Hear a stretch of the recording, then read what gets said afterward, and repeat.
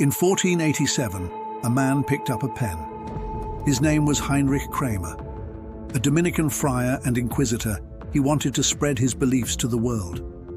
He claimed that witches had made a pact with the devil and were threatening the human world. But his theory was not just a matter of belief.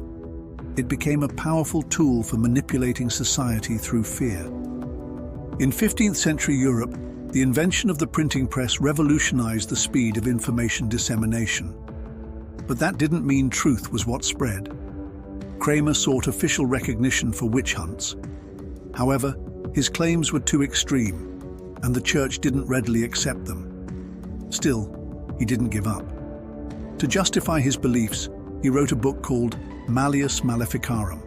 The book detailed how to identify witches, how to extract confessions through torture, and how to justify executions. It wasn't just a religious text. It became a weapon to incite fear and manipulate society. Thanks to the printing press, the hammer of witches spread rapidly. Read almost as widely as the Bible, it became the ultimate justification for witch hunts. Initially, the church did not accept Kramer's arguments.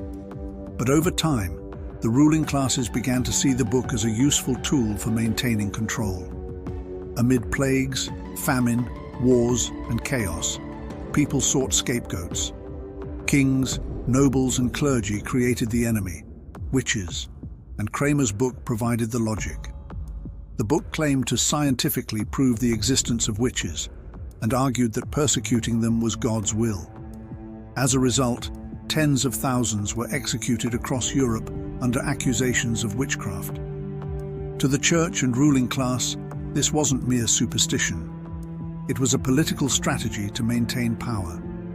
The masses moved just as the authorities wanted, justifying violence and murder as sacred religious acts. By the late 17th century, the Age of Enlightenment began to reveal the fallacies behind witch hunts. Scientific thinking and legal reform gradually weakened their influence. As reason and rational thought rose, legal reviews of witch trials began, and witch hunts started to disappear across Europe. By the end of the 18th century, witch hunts had officially come to an end. But over nearly 300 years, between 40,000 and 60,000 people lost their lives. Witch hunts spread across Germany, France, Switzerland, England, Scotland, Scandinavia, and even colonial North America, plunging some 4 million square kilometers of Europe into terror. Yet only a small number of perpetrators were ever punished. Because society and the public themselves were both perpetrators and accomplices, punishment was nearly impossible. This was not just a tragedy born of religious fanaticism. It was an organized oppression fueled by fear and power.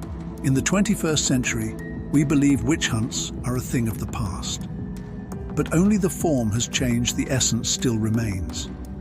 Just as the printing press spread witch hunts in the past, today fake news spreads globally without verification in the flood of social media.